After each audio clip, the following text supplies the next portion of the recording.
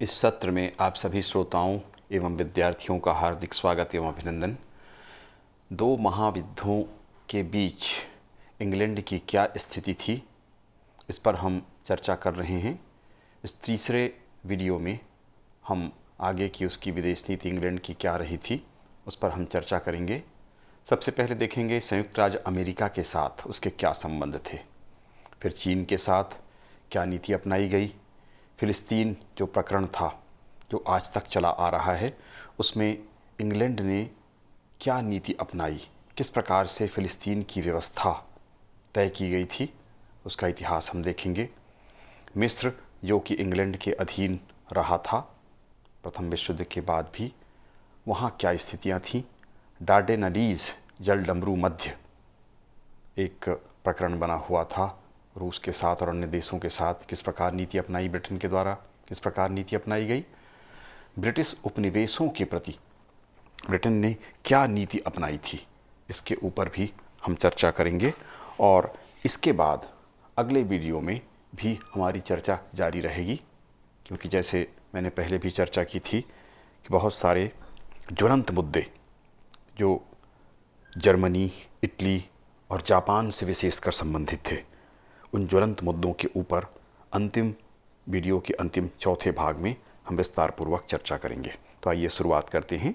संयुक्त राज्य अमेरिका के साथ किस प्रकार के संबंध ब्रिटेन के रहे थे। ब्रिटेन एवं संयुक्त राज्य अमेरिका के घनिष्ठ सांस्कृतिक संबंध थे। आपको यह ज्ञात है, अमेरिका का इतिहास आपने पढ़ा होगा कि अमेरिका के या संयुक्त राज्य अमेरिका जो वर्तमान में नाम है, वहाँ के निवासी मूल रूप से इंग्लैंड के रहने वाले थे या इंग्लैंड के निवासी थे, इंग्लैंड से जाकर वहाँ पर बसे थे। इसलिए उनके साथ सांस्कृतिक संबंध स्वाभाविक रूप से संयुक्त राज्य अमेरिका के साथ थे, पूर्व में भी थे और अभी तक उनकी घनिष्ठता बनी हुई है। संयुक्त राज्य अमेरिका की सहायता से ही मित्र राष्ट्रों को विजय प्राप्त हुई थी प्रथम विश्व युद्ध में। उसके पश्चात भी ब्रिटेन के साथ संबंध घनिष्ठ बने रहे। ब्रिटेन और संयुक्त राज्य अमेरिका ने फ्रांस की सुरक्षा की गारंटी दी थी, किंतु संयुक्त राज्य अमेरिका इससे पृथक हो गया था। किंतु फिर भी इंग्लैंड साथ देता रहा था फ्रांस के, क्योंकि जर्मनी से सबसे बड़ी समस्या फ्रांस को ही थी। संयुक्त राज्य अमेरिका के द्वारा जर्मनी को कर्ज दिया गया था तथा उसकी सहानुभूति जर्मनी के प्रति भी थी। वह ब्रिटेन तथा अन्य यूरोपीय देशों से जर्मनी के प्रति आर्थिक उदारतापूर्ण व्यवहार की अपेक्षा करता रहा था, किंतु यूरोपीय हित उससे अलग थे। विशेषकर फ्रांस जर्मनी को कोई छूट देने को तैयार नहीं था। संयुक्त राज्य अमेरिका जर्मनी के ऋण अदायगी के मामले में ब्रिटेन की नीतियों को प्रभावित कर रहा था। इसी प्रकार तवान का जो क्षेत्र था जो ब्रिटेन के पास था, उस प्रकरण पर भी ब्रिटेन की नीति को प्रभावित कर रहा था। संयुक्त राज्य अमेरिका चाहता था कि जर्मनी को वह प्रदेश वापस कर दिया जाए, वह लाभ इंग्लैंड छोड़े। संयुक्त राज्य अमेरिका यह चाहता था कि जापान ब्रिटेन समझौता जो 1922 में समाप्त होने वाला था, ब्रिटेन उसकी पुनरावृत्ति न करे, क्योंकि अमेरिका जापान की बढ़ती हुई शक्ति से सशंकित था, चिंतित था। किंतु ब्रिटेन इस संधि को समाप्त करने के पक्ष में नहीं था, बल्कि यह चाहता था कि संयुक्त राज्य अमेरिका के विरुद्ध इस संधि में जो कुछ भी है उसे लागू नहीं किया जाएगा। यह आश्वासन वह संयुक्त राज्य अमेरिका को दे रहा था, किंतु संधि को जापान के साथ वह आगे कायम रखना चाहता था। संयुक्त राज्य अमेरिका ब्रिटेन को अपने साथ निशस्त्रीकरण के मामले में साथ लेकर चलना चाहता था।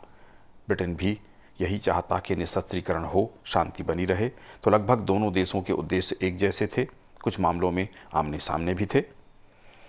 इन्हीं संबंधों के अंतर्गत चतुर्मुख संधि यह 4 देशों की संधि थी। इसमें इंग्लैंड और संयुक्त राज्य अमेरिका की प्रमुख भूमिका थी। फ्रांस तथा जापान इसमें सम्मिलित हुए। इसके द्वारा यह निश्चित किया गया कि क्षेत्रीय मामलों में परस्पर चारों देश मिलकर कोई निर्णय लिया करेंगे या मिलकर कार्य करेंगे। इस तरह जापान और फ्रांस को सम्मिलित कर यह इंग्लैंड के प्रयासों से हुआ था। पंचदेशीय नौसैनिक संधि भी हुई। नौसेना के क्षेत्र में हथियारों के अनुपात को लेकर कि कौन कितने हथियारों का निर्माण करे, इसको लेकर समझौता हुआ। इसमें इंग्लैंड और संयुक्त राज्य अमेरिका के अतिरिक्त फ्रांस, जापान और इटली भी सम्मिलित हुए। संयुक्त राज्य अमेरिका पूंजीगत जहाज, जो व्यापारिक जहाज थे, उनमें 5,25,000 टन तक के जहाज़ों का निर्माण करेगा। ब्रिटेन भी 5,25,000 ton, Japan 3,15,000 ton, France 1,75,000 ton, Italy 1,75,000 ton तक के जहाज रखेंगे तथा हवाई जहाज वाहक, जहाँ तक पोतों की जहाज़ों की बात थी, उसमें संयुक्त राज्य अमेरिका 1,35,000 टन के, ब्रिटेन 1,35,000 टन, दोनों का बराबर था, जापान 81,000 टन, फ्रांस एवं इटली 60,000 टन तक की क्षमता के जहाज उपयोग में लाएंगे। ये समझौता हुआ। इंग्लैंड और संयुक्त राज्य अमेरिका ने स्वीकार किया सिंगापुर और हवाई द्वीप से आगे वे जापान की दिशा में कोई भी नौसैनिक अड्डा नहीं बनाएंगे। ये जापान की चिंता थी, उसको दूर किया गया। प्रशांत महासागर क्षेत्र में जापान उन द्वीपों पर अड्डे नहीं बनाएगा या बनवाएगा जो उसे जर्मनी से मैंडेट के रूप में प्राप्त हुए थे। ये आश्वासन जापान ने इंग्लैंड और संयुक्त राज्य अमेरिका को दिया।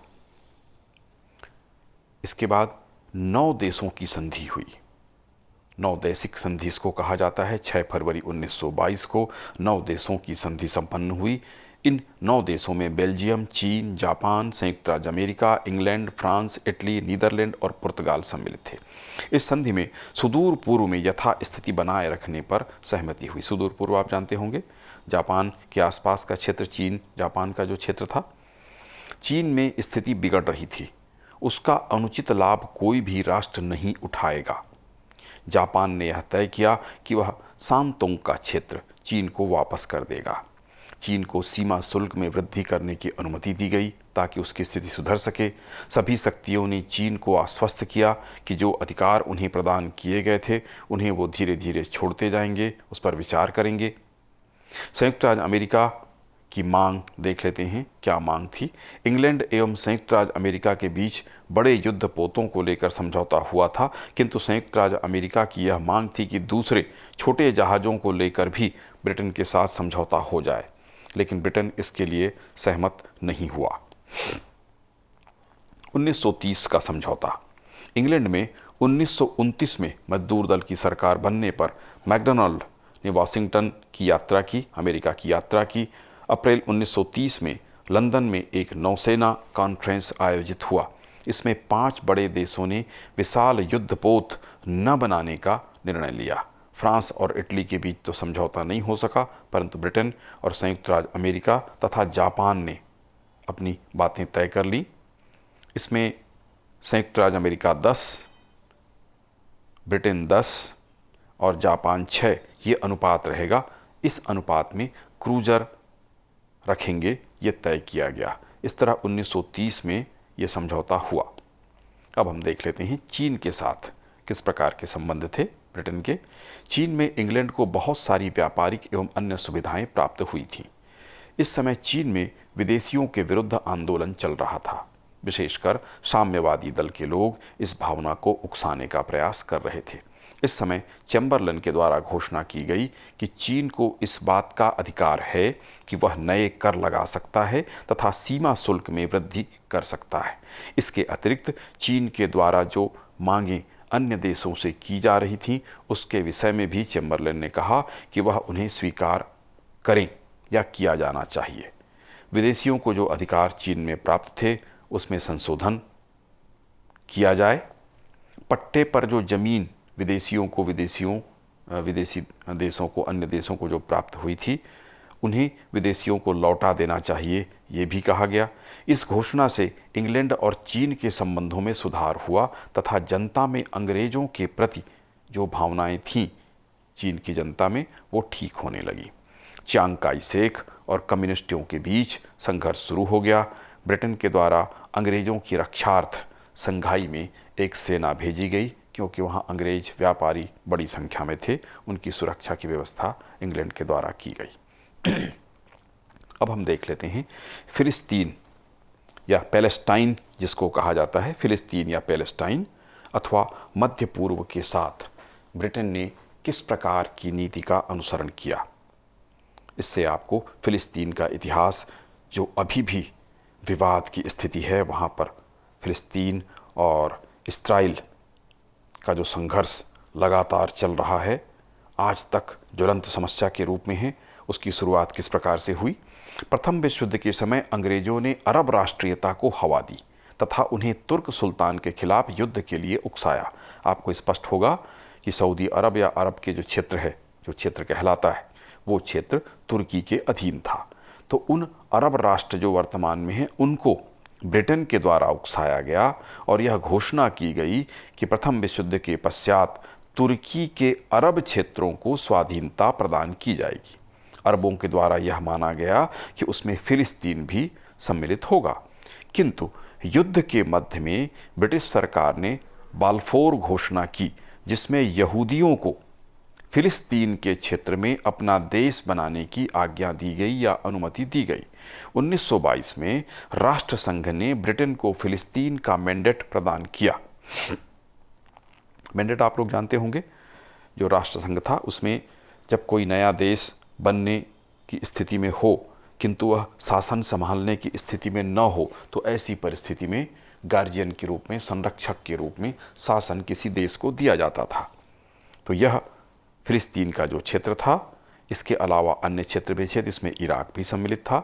तो उस क्षेत्र के मैंडेट या शासन का अधिकार राष्ट्रसंघ के द्वारा 1922 में ब्रिटेन को फिलिस्तीन का मैंडेट प्रदान किया गया।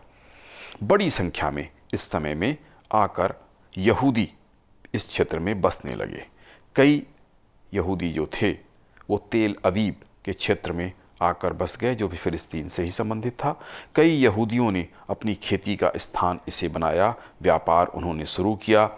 हिब्रू भाषा का प्रचलन, हिब्रू भाषा उनकी भाषा है, इसमें बाइबल जो लिखा गया है, प्रारंभिक बाइबल पहली बार जो लिखा गया हिब्रू भाषा में ही लिखा गया है।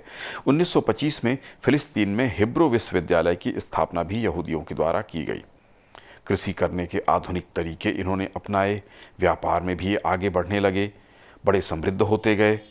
यह बात अरबों को अच्छी नहीं लगी, उन्होंने इनका विरोध करना शुरू किया, मांग की कि यहूदियों का यहाँ आना बंद करा दिया जाए। जब उनका आना बंद नहीं हुआ तो अरबों ने हिंसा शुरू कर दी। यहूदियों और अरबों के बीच जो संघर्ष उस समय शुरू हुआ वो आज तक चला आ रहा है। अरबों ने जब उन पर आक्रमण किए तो यहूदियों ने भी उसका जवाब देना शुरू कर दिया।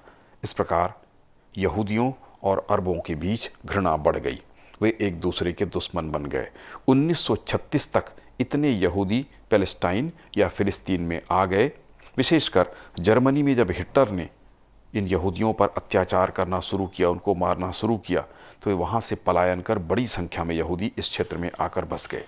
पूर्व में यहूदी इसी स्थान के मूल निवासी थे, किंतु जो रोमन कट्टर कैथोलिक लोग थे, उन लोगों ने इनको यहाँ से यहूदियों को मारकर भगा दिया था। इसलिए विश्व के अनेक क्षेत्रों में फैले हुए थे। किंतु अब जब ब्रिटेन के द्वारा उनको आश्वासन मिल गया, इस क्षेत्र में बसने की अनुमति प्राप्त हुई, तो बड़ी संख्या में यहूदी जो अब तक अपने मूल देश को नहीं भूले थे, उनका प्रेम बना हुआ था, वो भागकर यहाँ पर आने लगे। 1936 में अरबों ने अंग्रेज़ों और यहूदियों के खिलाफ विद्रोह किया। विद्रोह को क्रूरतापूर्वक दबा दिया गया ब्रिटेन के द्वारा। 1937 में अंग्रेजी सरकार ने, जिसको मैंडेट प्राप्त था, समस्या के समाधान के लिए पील कमीशन की नियुक्ति की।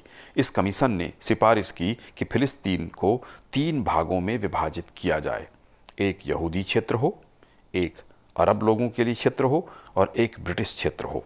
परंतु किसी ने भी, तीनों शक्तियों ने इसको अस्वीकार कर दिया।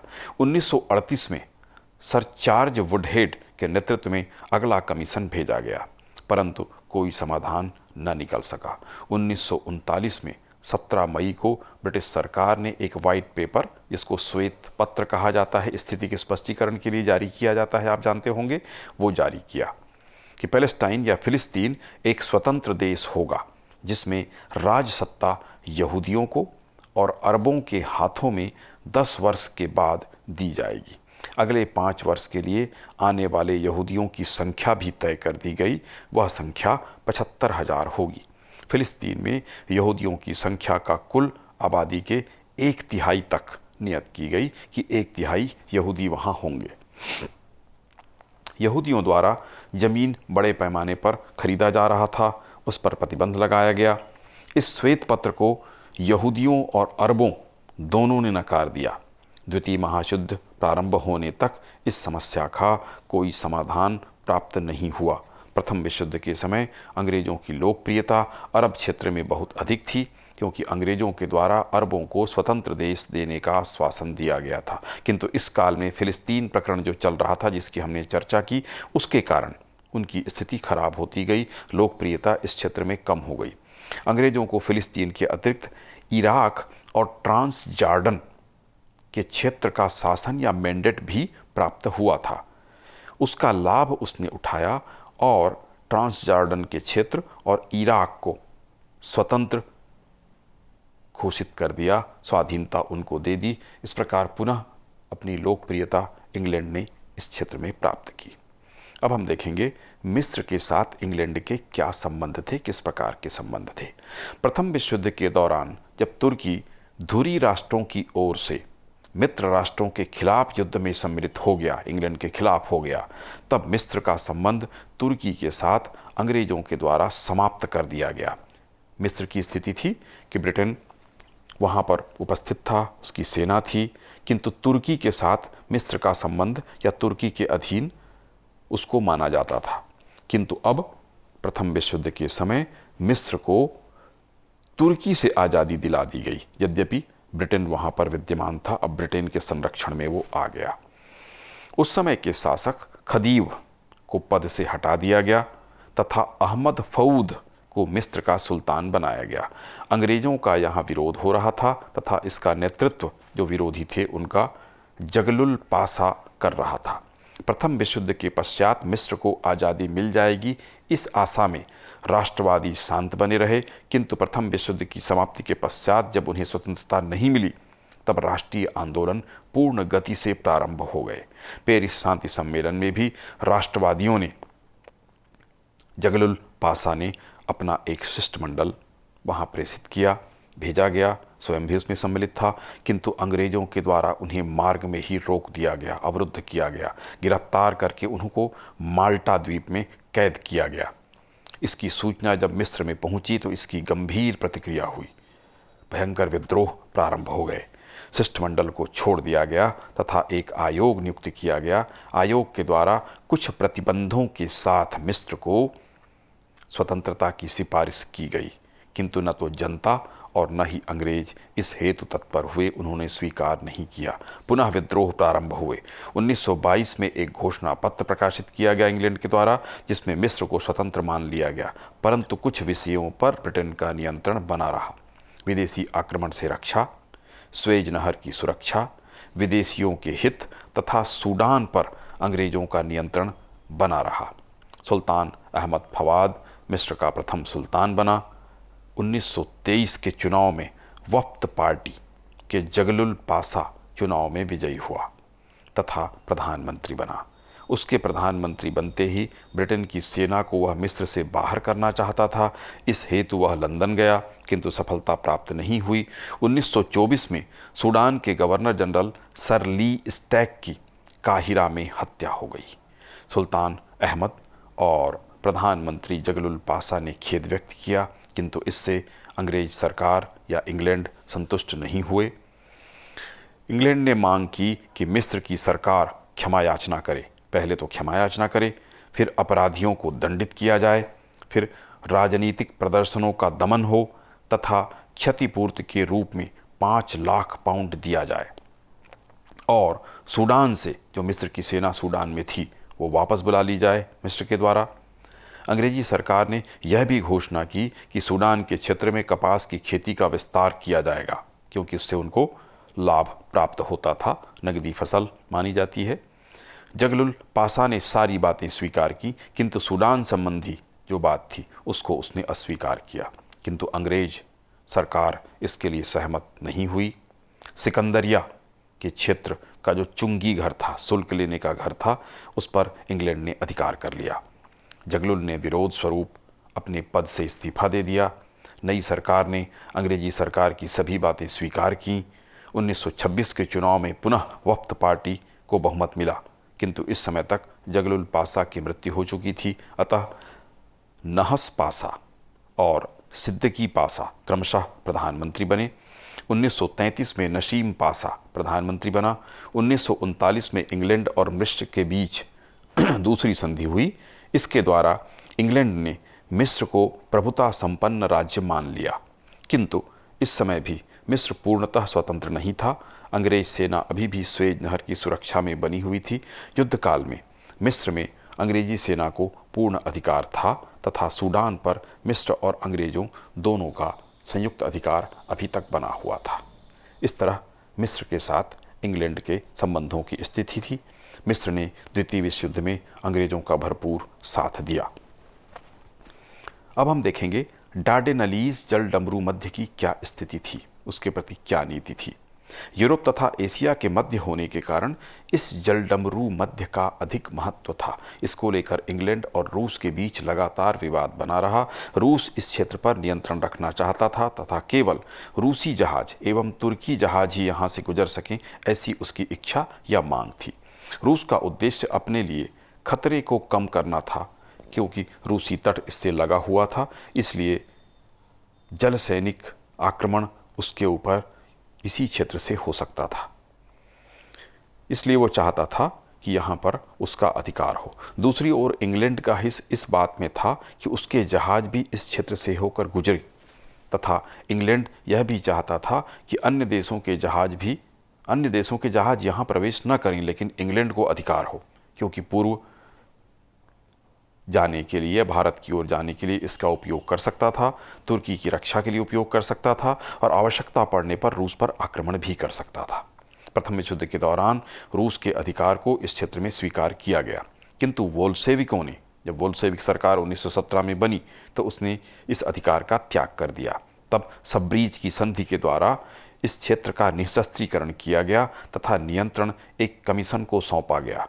1936 में इसका नियंत्रण तुर्की के अनुरोध पर तुर्की को सौंप दिया गया। अब हम इस वीडियो के अंत में देख लेंगे कि उपनिवेशों के प्रति ब्रिटिश नीति क्या थी। 1919 प्रथम विश्व युद्ध की समाप्ति के पश्चात उपनिवेशों को बड़ी मात्रा में स्वाधीनता दी गई। पेरिस शांति सम्मेलन में उन्हें अपने प्रतिनिधि भेजने का अधिकार भी दिया गया। उन्होंने संधि में हस्ताक्षर भी किया। उन्हें राष्ट्रसंघ की सदस्यता भी प्रदान की गई। 1922 में कनाडा के द्वारा संयुक्त राज्य अमेरिका से एक पृथक संधि की गई, जिसमें इंग्लैंड का कोई रोल नहीं था। इस प्रकार उपनिवेशों को पृथक संधियां करने का अधिकार दिया गया। 1926 में इंपीरियल कॉन्फ्रेंस हुई।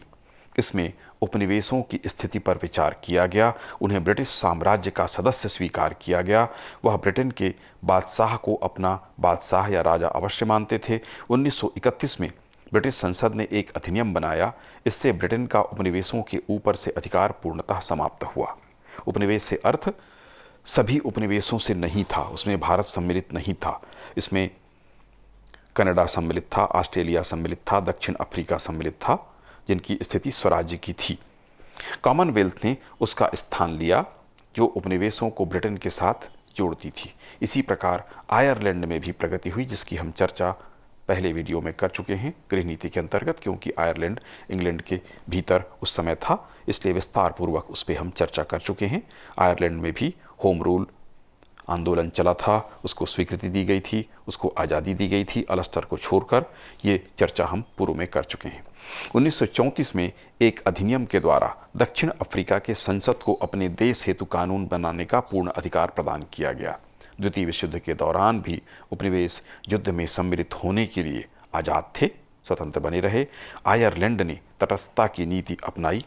कनाडा ने पहले तटस्थता और बाद में युद्ध की घोषणा की, इंग्लैंड का साथ दिया। दक्षिण अफ्रीका ने भी इस युद्ध के लिए स्वतंत्र नीति अपनाई। अंततः दक्षिण अफ्रीका द्वितीय विश्व युद्ध में इंग्लैंड की ओर से सम्मिलित हुआ, किंतु सितंबर में सम्मिलित हुआ, बाद में सम्मिलित हुआ। भारत में 1919 के बाद असहयोग आंदोलन प्रारंभ हुआ महात्मा गांधी जी के नेतृत्व में।